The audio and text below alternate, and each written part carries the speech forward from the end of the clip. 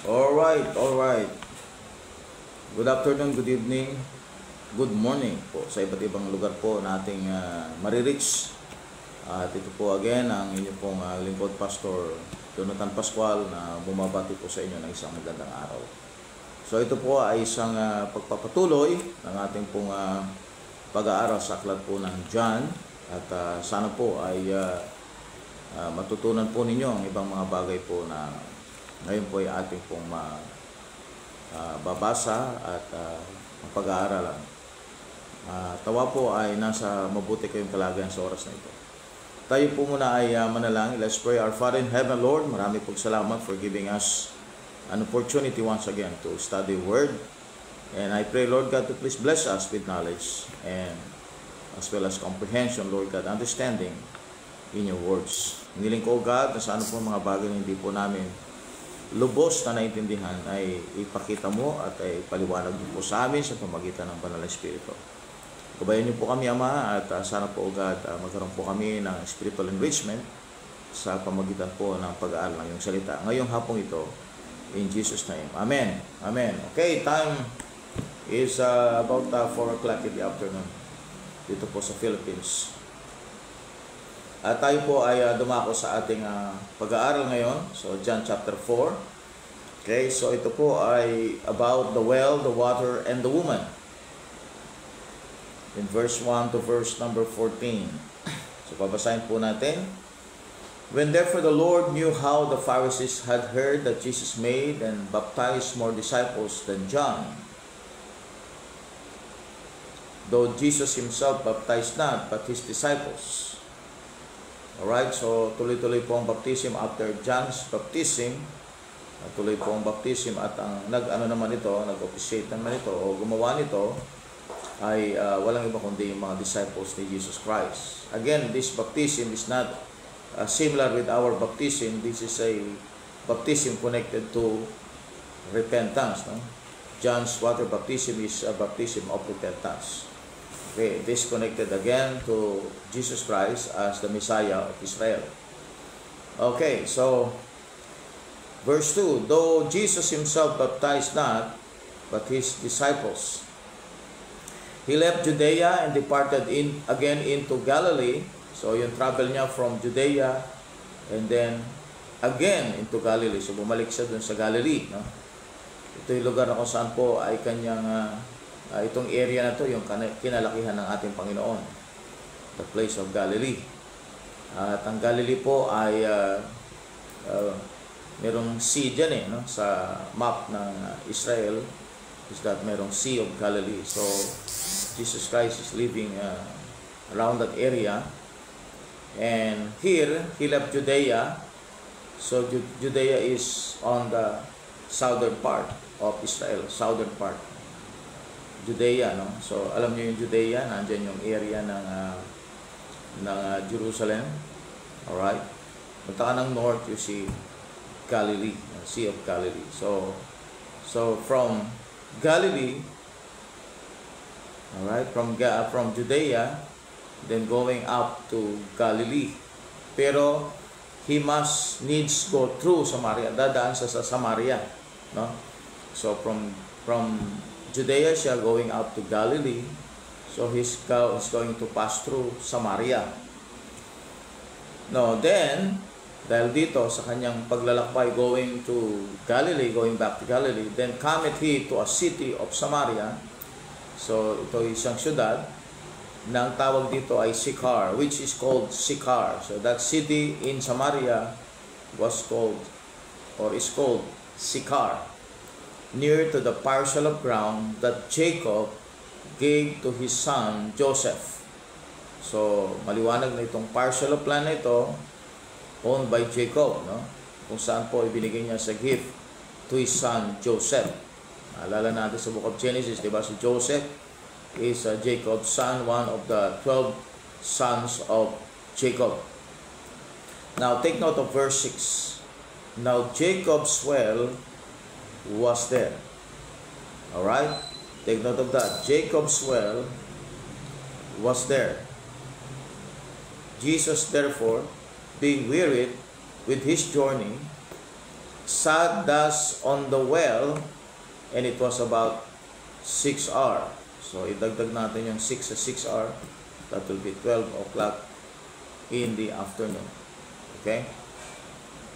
Ano yan? Midday. Midday yan. So, he is sitting on the well. Now, maybe people are asking, Pastor, kung talagang Diyos si Kristo, ba't napapagod siya? No? So, we are now dealing with human nature of Jesus Christ that He is being wearied. So, napagod siya sa kanyang journey. He sat on the well, expecting for others to get water. So, He's going to ask them with water. Sat thus on the well, and it was about 6 hours. Mainit na panahon ito, no? 6 hours. So, there cometh a woman of Samaria to draw water.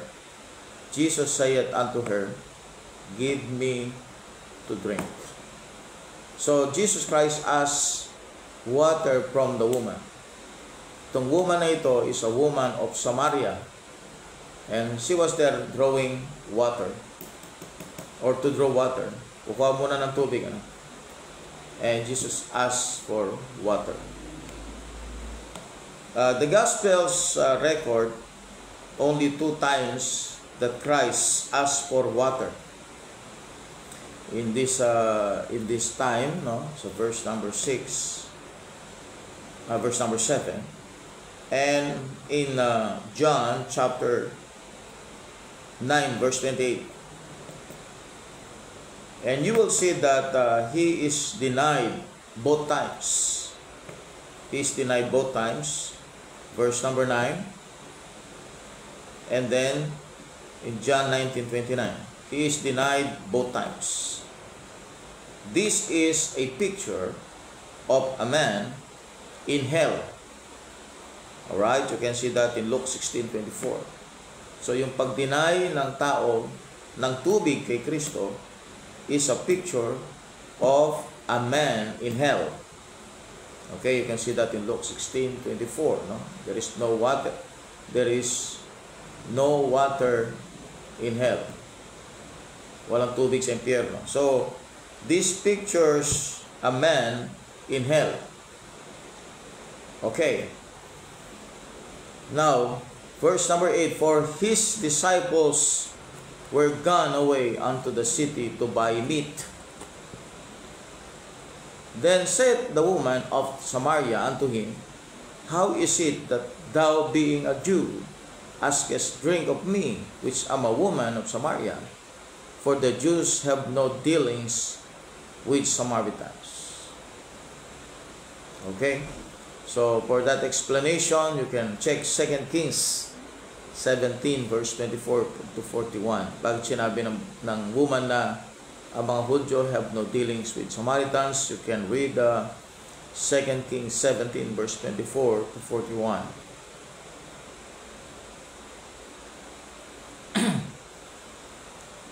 Verse number 10. Jesus answered and said unto her, If thou knewest the gift of God, and who it is, now he is now referring to himself, who it is that saith to thee, Give me to drink, thou wouldest have asked of him, and he would have given thee living water. So, ito na. So, ito na yung pag-switch from physical to spiritual subject.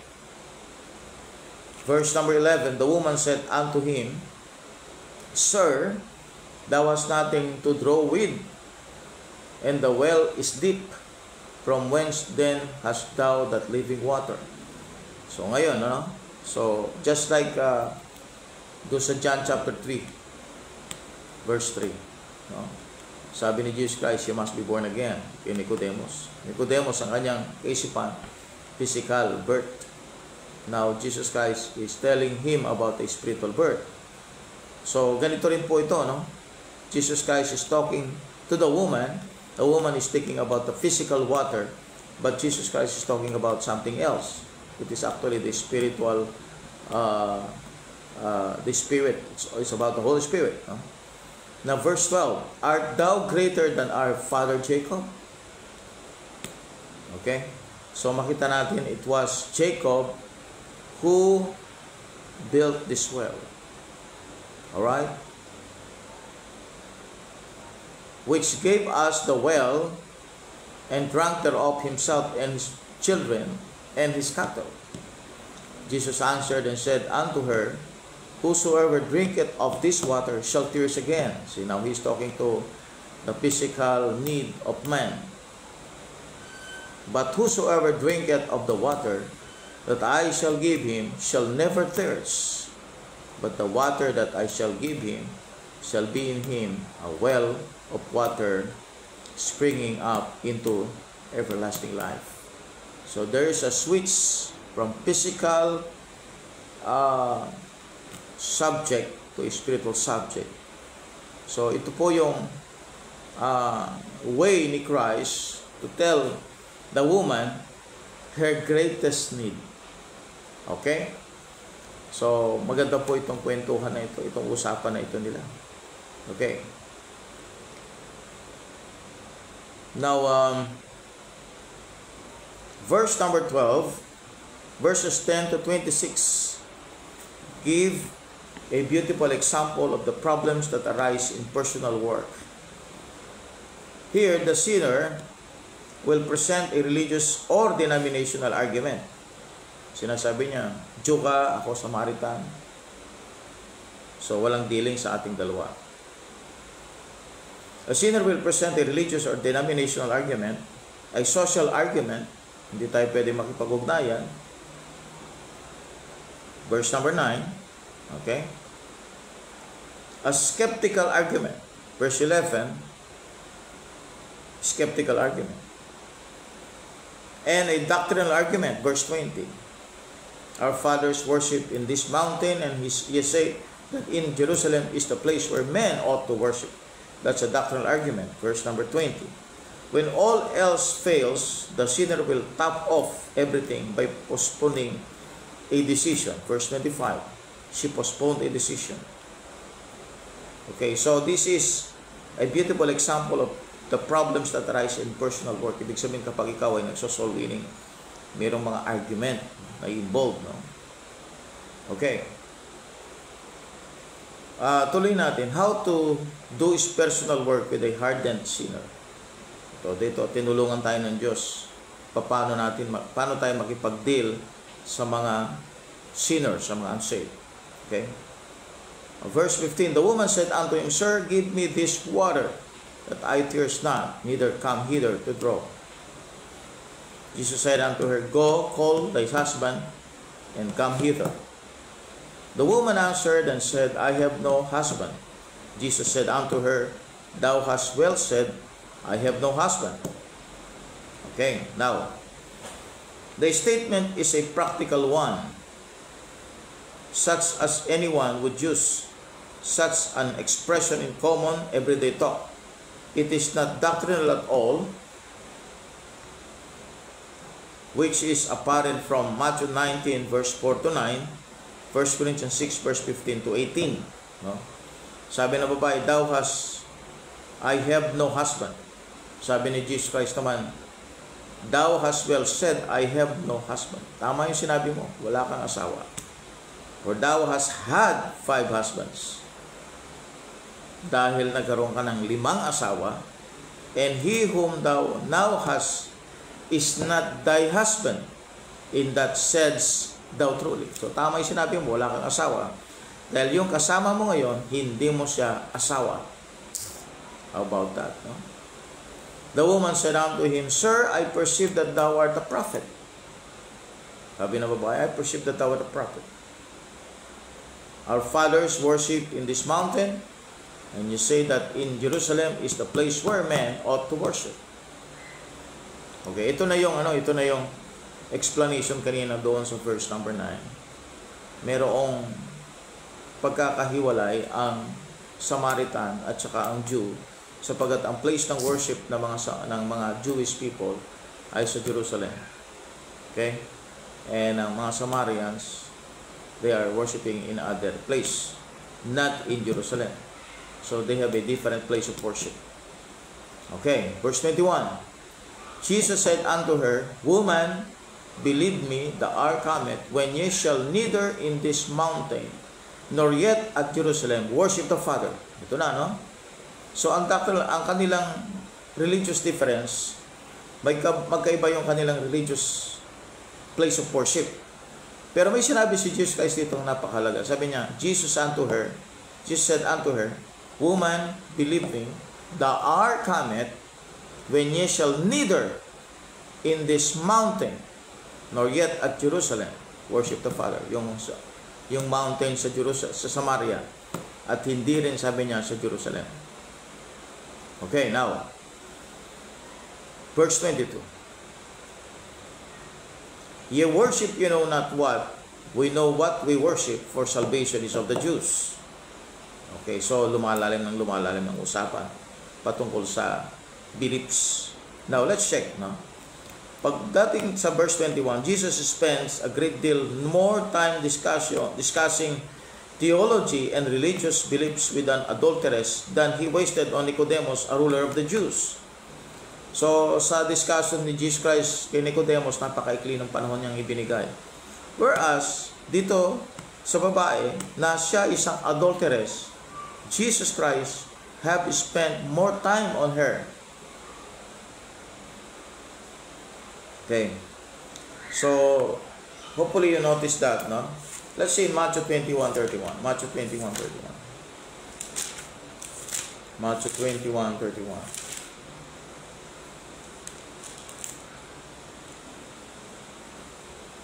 Matthew 21:31. Whether of them twain did the will of his Father? They say unto him. The first Jesus said unto them, Verily I say unto you, that publicans and the harlots go into the kingdom of God before you. How about that?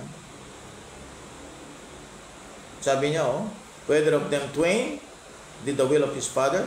They say unto him, the first Jesus saith unto them, Verily I say unto you, that the publicans and the harlots go into the kingdom of God before you. So, that will give us how God deals with men. May mas awa, may mas malaki siyang awa, no, sa mga mas makasalanan. Wow. God is giving more grace to those people who are living in this kind of life, no? So that's how we really cannot understand, no, about God, kasi nga yung grace ng Panginoon Diyos napakalaki, no? At hindi natin talagang masusukat. Isipin mo ito, no? Sa atin, kapag nakita nating adulteress o harlots, sa atin parang napakahirap na silang maligtas. But here, God is giving us a hint na hindi dapat tayong sumuko sa pag-uwi ng kaluluwa, sapagkat kahit na yung mga makasalanan, God is going to deal with them. And God is still willing to save them. No? Kasi tignan ninyo, adulterous woman ito. And yet God is giving her more chance. Kasi yung time na ini-spend ng Panginoong Kristo, mas humaba pa dito kaysa kay Nicodemus, na ruler of the Jews, religious person. Now, verse number 22. Ye worship you know not what we know what we worship, for salvation is of the Jews. The Holy Spirit put this verse in to knock out all British Israelites, Moonies, Mohammedans, Buddhists, Hindus, and the United Nations. Jesus was a Judean Jew, a circumcised, pork-abstaining, Sabbath-observing, temple-worshipping, bearded Jew from the Jewish tribe of Judah. A typical modern Catholic woman said to a personal worker, I am careful not to have anything Jewish in my house. He asked her if she had a Bible, and she said she did. 40 writers in that book, called the Oracles of God in Romans 3:2, were Jews, by the definition of the word Jew in the Scriptures. 1 Corinthians 10:32, Galatians 2:14. Yung Bible nga natin, Jewish ang gumawa nito eh. Mga Jews ang gumawa nito. This is a Jewish book. The Bible is a Jewish book. So, Jesus Christ is a Jew. Sabi ni Jesus Christ, you worship, you know not what. We know what we worship, for salvation is of the Jews. Sa mga Hudyo, ang kaligtasan. Verse number 24. Okay, verse number 24. All the modern unholy Bibles have removed the indefinite article A from before spirit. Kasi nakalagay dito, God is a spirit. So mga modern Bibles ngayon, they remove the word A or the letter A, okay, doon sa before the spirit. The Greek scholars do this by taking advantage of the fact that there is no article in a Greek text. Every one of them added articles in 1 Corinthians 2:16 and refused to translate the articles in Matthew 11:1, 8:4, 8:10, 8:13, Luke 9:41, 47, John 4:17, 21, 26, etc. To simply say God is a spirit defines and locates nothing. All you have done is integrate God, Satan, men, and animals into one group. So God is a spirit in differentiation from other spirits. There are angels which are spirits, Hebrews 1:7. The spirits of men, Genesis 2:7, 1 Corinthians 2:11. The spirits of animals, Ecclesiastes 3:21. And the devil himself, who is an unclean spirit, made of unclean spirits. Mark 5, verse 2, 7-9, 12, 16. So, ang pinaka-eksakto, tama na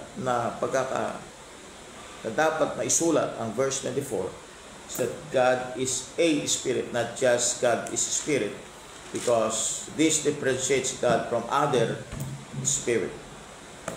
Okay? Let's go to verse 25. The woman said unto him, I know that Messiah cometh, which is called Christ. When he is come, he will tell us all things. So this is how the woman postponed the decision. Okay, now, tuloy na lang si Kristo, tuloy lang si Kristo. Verse 26, Jesus said unto her, I that speak unto thee am he. Now, dito, no, diniretso ni Christ yung babae. Sabi niya, yung Christ na hinihintay mo sa future, eto na ako. Eto na yun. Okay? The fulfillment of that prophecy is now in my person. Okay? And upon this came his disciples and marveled that he talked with the woman. So, another scene na naman ito na pinakita ng Bible. So, yung mga disciples, na-marvel sila because Jesus Christ was talking to a woman. And of course, balik na naman tayo doon sa chapter 4, verse number 9, no? Na kung saan po mga Jew ay walang dealings with Samaritans.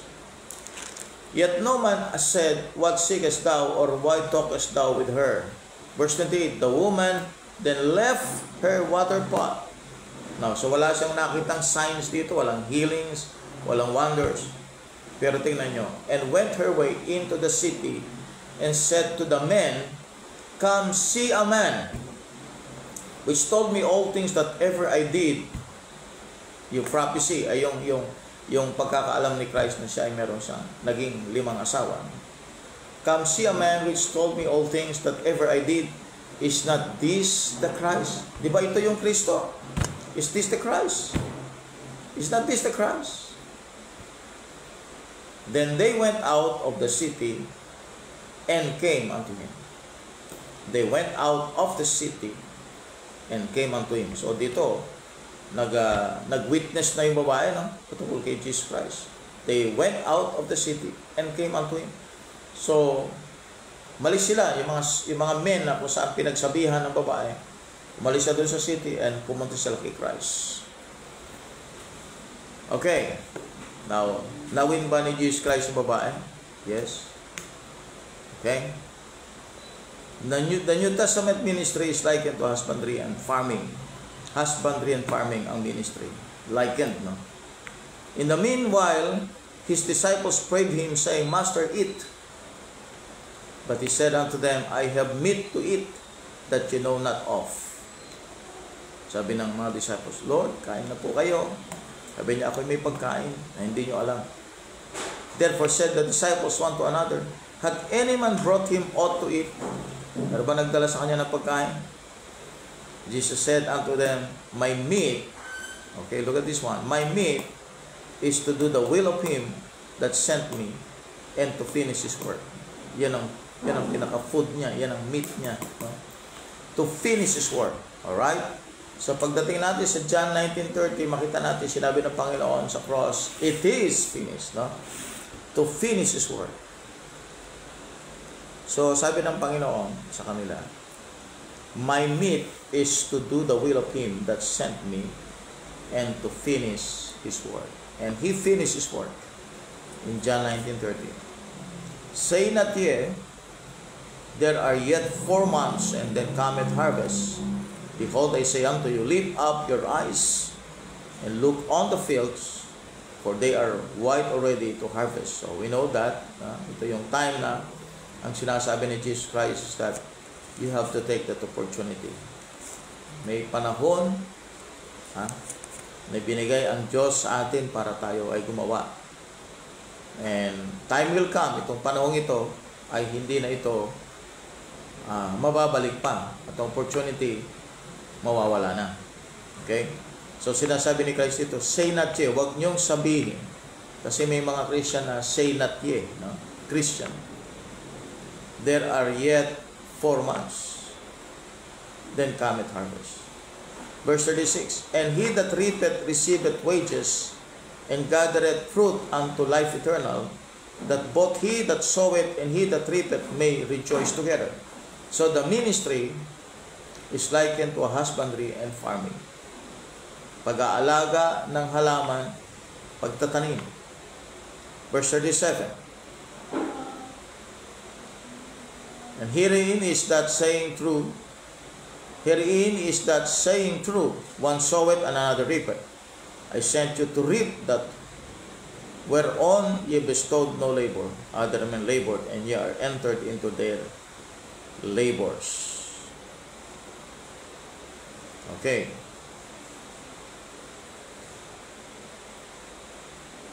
The fruits and results of leading one sinner to Christ. Ito na po, ano? And many of the Samaritans of that city believe on him for the saying of the woman. Yun ang bunga ng soul winning ni Christ, no? Dahil kinausap niya ang babae.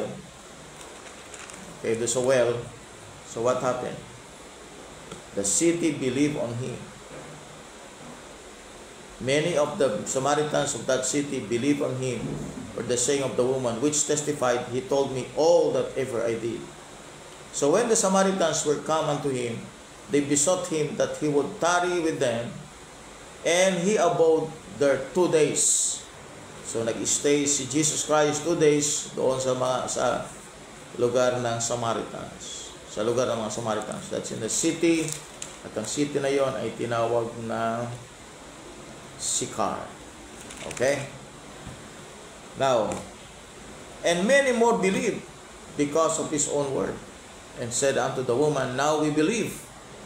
So they believe that Jesus Christ is the Messiah. Now we believe, not because of thy saying, for we have heard him ourselves, and know that this is indeed the Christ.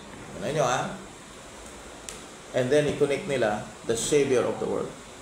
So hindi lang siya Savior ng Israel dito, sinabi dito na yung Christ is the Savior of the world. Wow, the Christ, the Savior of the world. Now after 2 days, he departed thence and went into Galilee. Think about the impact, no? Daming naniwala sa Samaritans. And then after 2 days, he departed thence and went into Galilee.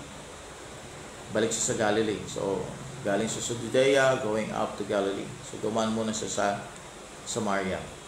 Verse 44.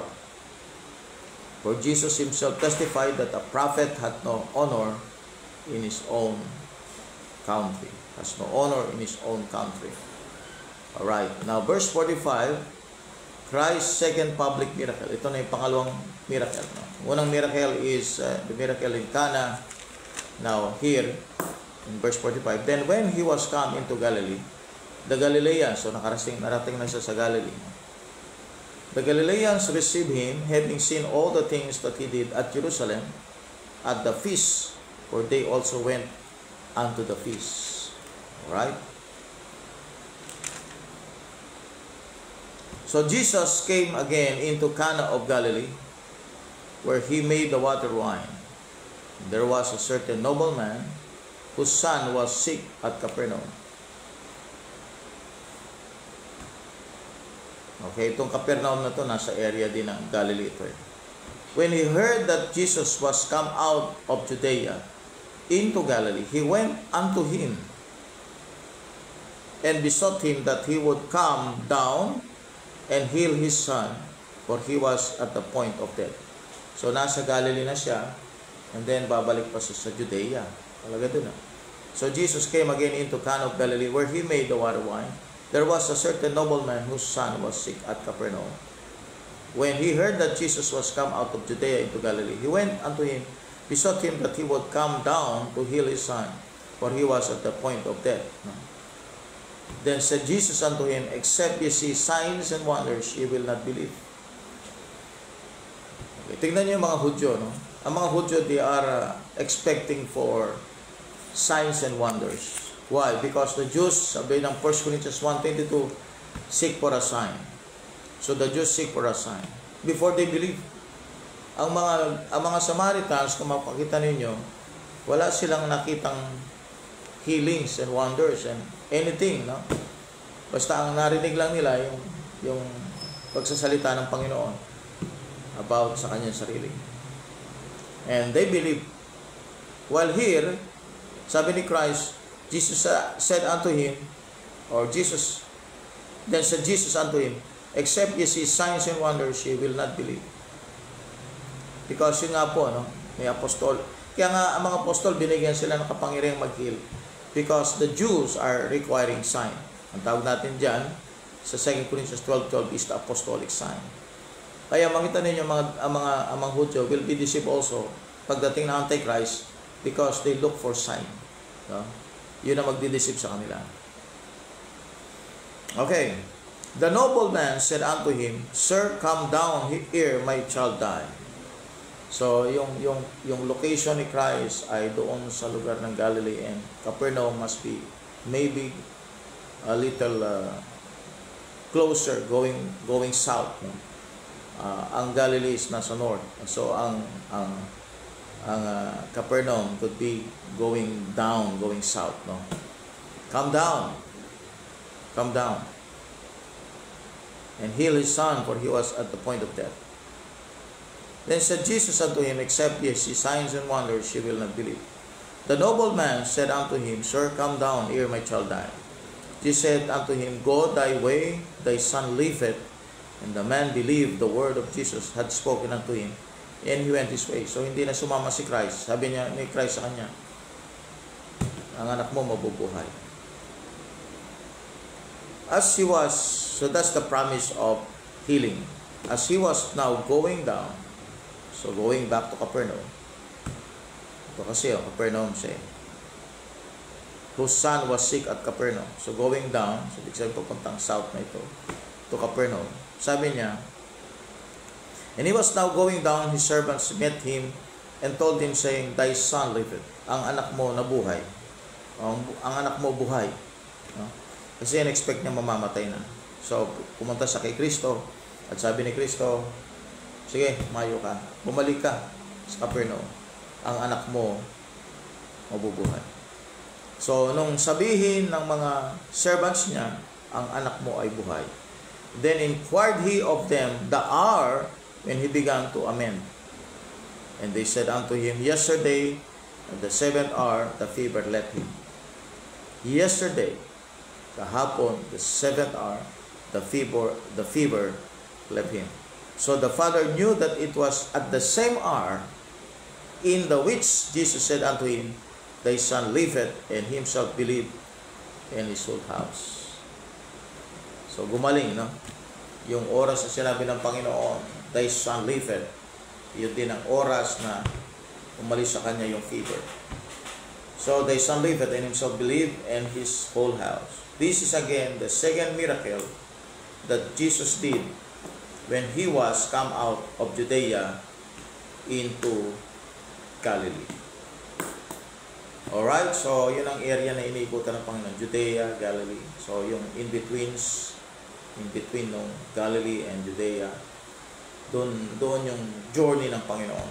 And as he journeyed in those places, ay meron siyang mga miracles na ginagawa. Okay? So, wrap up po. John chapter 4, we have witnessed how Jesus Christ talked to a Samaritan woman na adulteress. At binigyan niya ng words of wisdom wherein yun ang naging way para makilala niya ang Panginoon as the Messiah in John chapter 4 verse 1 to 14. So nagtuloy-tuloy po ito nung ang babae nag-witness sa city and the men kung saan tinawag niya para ma-meet nila si Kristo believe. So many people believe that time from those people who are living in Samaria. Okay, now we have seen also this important verse in the Bible. God is a spirit, and him that worship him must worship him in spirit and in truth. So it's through the spirit and in truth. So alam natin that God has no image dito sa lupa para yun ang ating maging para bang aid natin para worshipin siya. So you don't need any aid of worship because God is a spirit.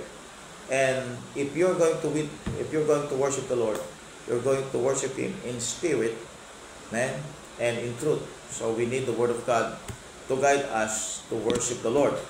Okay? So walang images, hindi tama yung ginagawa ng Roman Catholic Church na they venerate image and then yung image na yun, aid of worship nila. So you don't need any aid of worship. You go direct to God and worship him. So sabi niya dito, neither in this mountain or yet at Jerusalem worship the Father. So ibig sabihin, there is no place kung saan po ilalagay mo ang Panginoon. Ito lang ang lugar ng worship. No. Sa ating panahon, most especially because the Holy Spirit is in us. So anywhere, anytime we can worship the Lord. Okay, so yun po, no? And then we have seen also that the New Testament ministry is likened to husbandry and farming. Kaya wag nating isipin, sabi niya na meron pang 4 na buwan, then cometh harvest. Let us lift up our eyes and look on the fields, for they are white already to harvest. Those are the people na iwiwin natin sa Panginoon. Okay? Now, the fruits and results of leading one sinner to Christ. Ayan po, nakita natin na dumami ang mga na-save. At sabi ng Bible dito, they believe that Jesus Christ is the Christ and the Savior of the world. Okay? Christ's second public miracle, yung pinagaling ni Jesus Christ, yung bata na may fever na supposed to be mamamatay na. Okay? So, yun po ang ating naging pag-aaral sa John chapter 4. And praise the Lord for another opportunity na tayo po ay nakapag Bible study ngayon upang ipagpatuloy natin yung chapter by chapter study ng Book of John. Okay, God bless po sa inyo. Ayan, si Brother Anel, Sister Nolin, Sister Rowena, kasama natin sila Sister Gemma. Ayan, kasama po natin. So we have ating mga kasamang Bible study, si Brother Seth Danieles, Brother Ramon Candelaria. Amen. Good afternoon po. Sino pa ba? Brother Magnon Mandal. God bless po, Brother Magnon. Okay. Yan. At ang iba po natin hindi na nabanggit dito. God bless po at tayo po'y manalangin. Dakilang Diyos, marami pong salamat, Ama, sa hapong ito. Salamat po, God, sa chapter 4 ng Book of John, kung saan, Panginoon Diyos, nakita po namin ang muli mo ang iyong kapangyarihan at ang iyong pag-iipag-ugnayan sa tao kahit po makasalanan ay binibigyan mo, O Diyos, ng pagkakataon na maunawaan ang kalagayang espiritual at tanggapin ka bilang Panginoon at tagapagligtas. Salamat po, Ama. Pagpalain niyo po kami, O Diyos, sa aming pong mga gagawin pa sa maghapong ito. In Jesus' name, Amen. Amen. God bless po sa inyong lahat. To God be the glory. Ayan, si Brother John Aldrin. Amen. Okay. Praise the Lord. John Ingen Villanueva Abrasaldo. God bless po sa inyo. Amen.